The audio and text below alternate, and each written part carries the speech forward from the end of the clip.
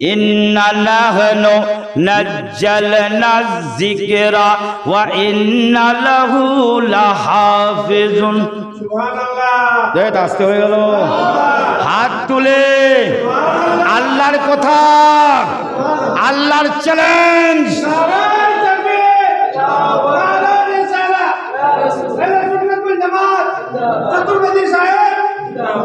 আজকে যে বক্তব্য দিচ্ছি এটা মনে হচ্ছে আমিও জানি না কোথা থেকে দিচ্ছি, মনে হচ্ছে আল্লাহর রহমত নাজিল হচ্ছে। আপনি আমার ইউটিউব চ্যানেলে দেখেছেন যতগুলো ওয়াজ শুধু উর্দুতে বলেছি, কিন্তু আজকে অনেকগুলো মানুষ বলার আপনি একটু বাংলায় বলুন, আমি তো বাংলা জানি না, কিন্তু মনে হচ্ছে আল্লাহর রহমত নাজিল হচ্ছে। জোরে বলুন। যেহেতু আমি সিলিন্ডার হয়ে গেলাম, বাংলা হতে পারে ভুল, মানুষ যদি সিলিন্ডার হয়ে যায় তাহলে ভুল ধরা যায় না।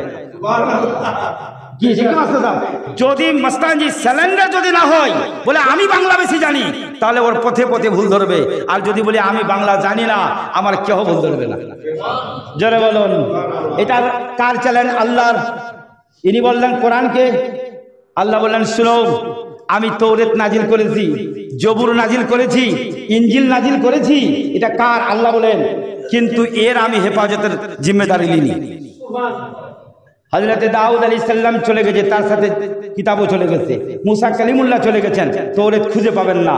হযরত ঈসা চলে গেছেন, ইনজিল বাইবেল অরিজিনাল পাবেন না, এটা ডুপ্লিকেট।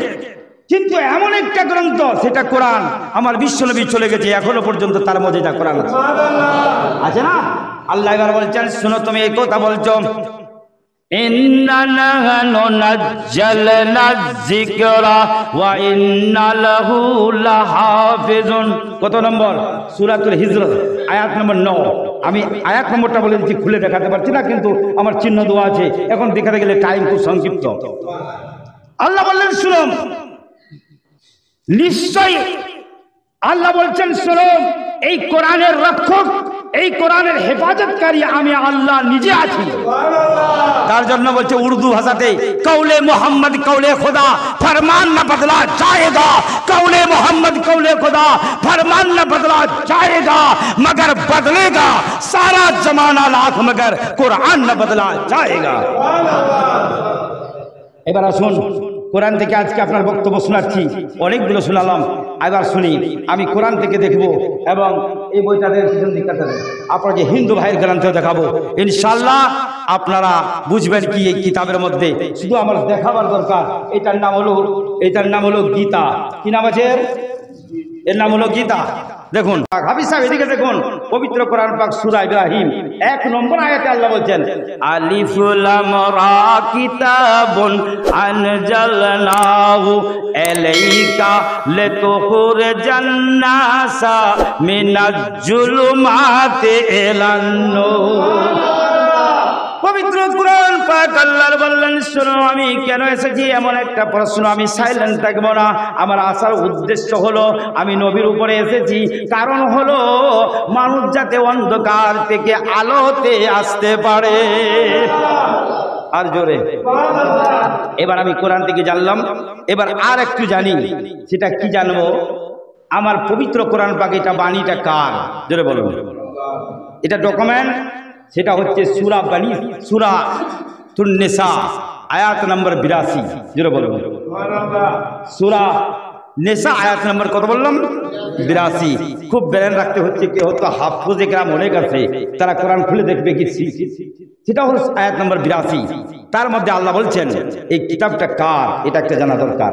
আল্লাহ বললেন, আফালা ইয়াতাদাব্বারুনাল কুরআনা ওয়ালাউ কানা মিন ইনদি গায়রিল্লাহি লাওয়াজাদু ফীহি ইখতিলাফান কাসীরা।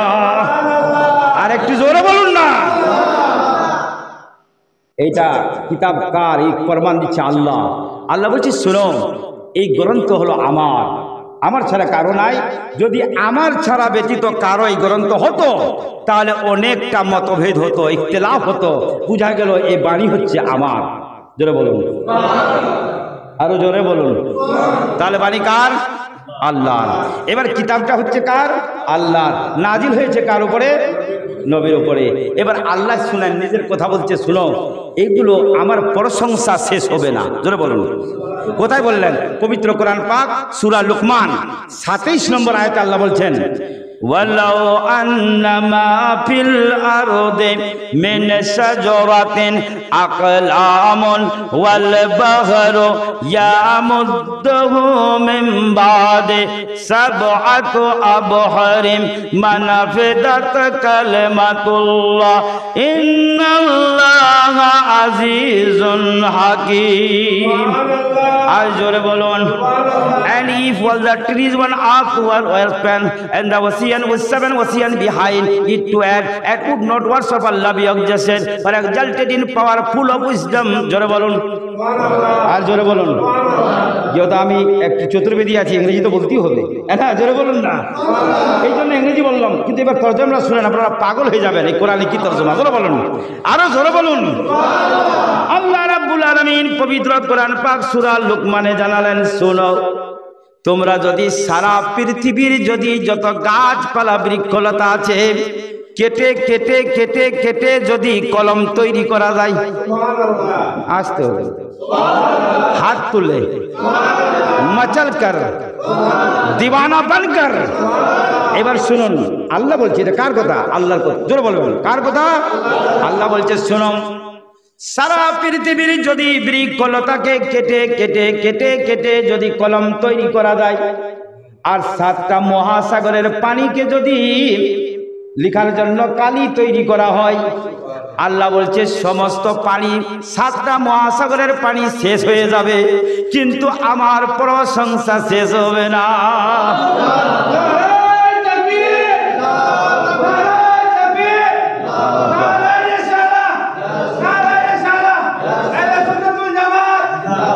আরো জোরে বলুন। আচ্ছা, বুঝতে পারছেন তো? আচ্ছা, এই কোরআন কি আবার জিজ্ঞাসা করা গেল, কোরআন তাহলে এটা কিতাব তোমার, কিন্তু আল্লাহ এই কিতাবটা পাঠিয়েছো কি? সর্বপ্রথম সূরাতুল বাকারা। জোরে বলুন, কি বলছেন আল্লাহ? শুনুন, আলিফ লাম মিম আলিফ লাম মিম।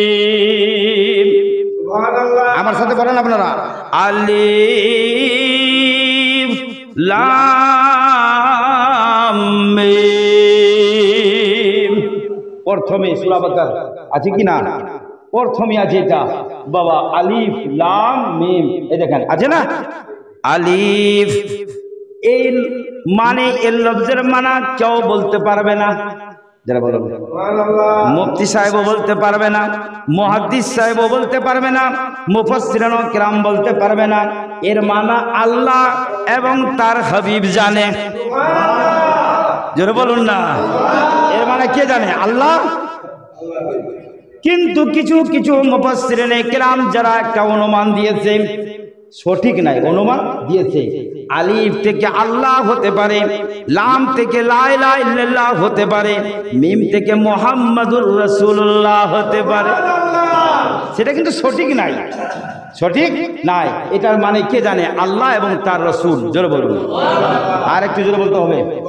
তারপরে বলছেন কি, শোনেন, জালিকাল কিতাবু লা রাইবা ফীহ।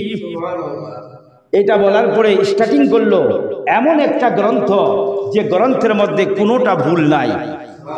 জোরে বলুন। আচ্ছা, আমি লেকচার দিচ্ছি, ভুল হতে পারে তো। কেউ একটা রাইটার যদি বই লিখে, ও লাস্টের দিকে লিখে দিয়েছে, যদি ভুল হয় তো আমাকে একটু জানাবেন। কিন্তু এইরকম লেখক পৃথিবীতে কেউ আছে? এটা কার বাণী? আল্লাহর বাণী। আল্লাহ এবার চ্যালেঞ্জ দিল, প্রথমে আমি কিতাবটা লিখলাম, লিখার পরে শুনো, জালিকাল কিতাবু লা রাইবা ফীহ, এমন একটা আমি বই দিলাম, এমন একটা গ্রন্থ, এই গ্রন্থের মধ্যে কোনো সন্দেহ নাই, কোনো ভুল অবস্থা নাই। জোরে বলুন, এটা চ্যালেঞ্জ কার? হাত তুলুন, হাত তুলে বলুন আল্লাহ। এই চ্যালেঞ্জ হচ্ছে আল্লাহ। শুনুন, পবিত্র কোরআন পাক থেকে আজকে শোনাবো। আল্লাহ কয়েক জায়গায় চ্যালেঞ্জ দিলেন। সেই চ্যালেঞ্জ কি? সূরা বাকারা এবং 23 এবং 24 নম্বর আয়াতে বললেন, ওয়া ইন কুনতুম ফি রাইবিম মিম্মা নাজ্জালনা আলা আবদিনা ফাতু বিসূরাতিন সূরাতিম মিন মিসলিহি। আর জোরে, আমার কথা নয়, আল্লাহর কথা। আর একটু জোরে। আল্লাহ রাব্বুল আলামিন বললেন সূরা বাকারা 23 নম্বর আয়াতে জানিয়ে দিল, এই কিতাব আমি আগেই বললাম কোনো ভুল নাই, কিন্তু একটা আরো চ্যালেঞ্জ আছে। এই কিতাব আমি নিজের বান্দা মুহাম্মাদের উপর নাজিল করেছি। আর জোরে বলুন। কিন্তু আমার চ্যালেঞ্জ থাকলো, এই কিতাব আমি বান্দা, বান্দা মানে সব থেকে আল্লাহ বেশি প্রিয় ভাষা। আমরাও হচ্ছে আল্লাহর বান্দা, নবীও হচ্ছে বান্দা। জোরে বলুন। তাহলে বান্দা বলবেন, আমরা কার বান্দা? জোরে বলতে হবে, হাত তুলে বলতে হবে, আল্লাহর বান্দা। আল্লাহ নবীকে এখানে বান্দা বলছেন। কি বলছে? আমি এই কোরআন নিজের বান্দার উপরে নাজিল করেছি। এর মানে হলো তাফসীর মুহাম্মদের উপরে। যদি তোমাদের কোনো সন্দেহ থাকে, একটা এরকম কোনো একটা আয়াত রচনা করো। শুধু তুমি একাই নাই, তোমার সঙ্গী সাথীদেরকে নিয়ে এসো, যদি তুমি শক্ত থাকো তার উপরে। চ্যালেঞ্জ কার? আর জোরে। আর কয়েকটা চ্যালেঞ্জ বলে দিই। আল্লাহ রাব্বুল আলামিন সূরা তুর 34 নম্বর আয়াত, সূরা হুদ 13 নম্বর আয়াত, সূরা ইউনূস 38 নম্বর আয়াত, এবং এইটা বিশাল চ্যালেঞ্জ। সেই চ্যালেঞ্জটা আল্লাহ রাব্বুল আলামিন কোরআনে দিলেন। আমি সবটা দেখাতে পারছি না, এটা কিন্তু দেখাবো। শুনেন, এটা চ্যালেঞ্জ, একটা বিশাল চ্যালেঞ্জ। জোরে বলুন। আর একটু জোরে বলতে হবে। সূরা বনী ইসরাইল এই 88 নম্বর আয়াত। কত নম্বর আয়াত? দেখেন, আমি দেখাচ্ছি, একটু বানিয়ে কথা বলি না, আল্লাহর কালামে যা লেখা আছে। আল্লাহ বললেন এটা চ্যালেঞ্জ। কুল্লা ইন জাতামাআতিল ইনসু ওয়াল জিন্নু আলা আইয়াতু বিমিসলিহি হাজাল কুরআনে লা ইয়াতুনা বিমিসলিহি। আর জোরে। এতগুলো চ্যালেঞ্জ দিল, দেখাবার টাইম নাই, আমি খালি আয়াতগুলো বলে দিলাম।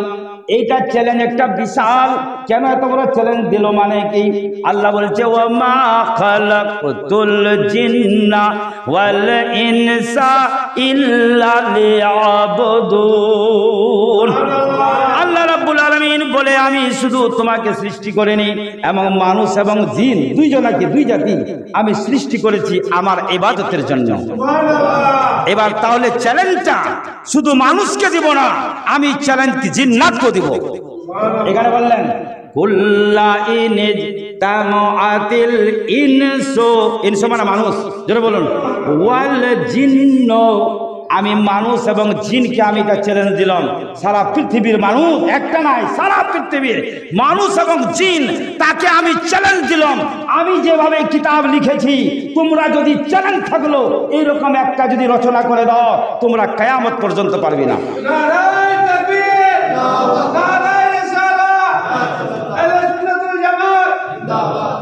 তাহলে আপনারা বুঝতে পারছেন, আমি এবার আল্লাহ রাব্বুল আলামিন এই চ্যালেঞ্জ দিবার পরে, এই চ্যালেঞ্জ এমন একটা চ্যালেঞ্জ। আসুন আমরা, বাবা তার নাম হলো, উনি কলকাতায় ব্রিটিশ, ওনার নাম হচ্ছে জর্জ গার্নার্ড স্টোন। উনি একটা লেকচারে, আপনারা জানেন কি জানেন না, উনি একটা ভাষণ দিয়েছিল কলকাতায় এসে। ওনার নাম, উনি প্রেসিডেন্ট সেক্রেটারি, ইংরেজিতে ভাষণটা দিয়েছিল। So long as the Muslims have the Quran, we shall be unable to dominate them or make them lose the love of it. এর মানে যতদিন মুসলমানদের হাতে এই আল কোরআন থাকবে, তাদেরকে বশ করা যাবে না। জোরে বলুন না। So long as the Muslims have the Quran, যতক্ষণ এই মুসলমানদের হাতে কোরআন থাকবে, তাদেরকে বশ করা যাবে না। হ্যাঁ, উনাদেরকে বশ করার একটাই পদ্ধতি, সেটা কি হলো? তার হাত থেকে কোরআন ছিনে নিতে হবে। যদি এইটাও পারা যায় না, তাহলে এমন একটা বীজ ডালতে হবে যাতে কোরআন থেকে তারা দূরে থাকে, ইংরেজিতে আগে যায়। আপনি বলুন তাহলে উনি বীজটা দিয়ে গেছে কিনা। আজকে একটা মৌলানা যদি আপনাকে 10 টাকা আরবি পড়ায়, আপনি 200 টাকা দিতে ভয় খাবেন। আজকে একটা ইংরেজি শিক্ষার জন্য যেখানে শিখাচ্ছে ডগ, কুকুর শিখাচ্ছে, ক্যাট শিখাচ্ছে, সেখানে আপনি 5000 টাকা দিবেন। কিন্তু এক মৌলবীকে যদি একটা আরবি শেখায়, সেখানে দেবেন না। এটা ব্রিটিশ পার্লামেন্টের সেক্রেটারি, উনি ইংরেজিতে লেকচার দিয়েছিল। বলছে, শুনো, so long as the Muslim have the Quran, যতক্ষণ মুসলমানদের কাছে কোরআন থাকবে, তাদেরকে বশ করা যাবে না। বশ করা একটা পদ্ধতি, তাদের হাত থেকে কোরআন ছিনে দাও। বলে ছিনো যদি না যায়, এমন একটা বীজ দিয়ে দিব, সেই বীজটা হলো আমরা বাংলা ইংরেজি, তাহলে ওরা কোরআন থেকে দূরে থাকবে। কি বলছি? কিন্তু জানে না আল্লাহ কোরআনে বললেন, পবিত্র কোরআন পাক, জোরে বলুন আর জোরে বলুন।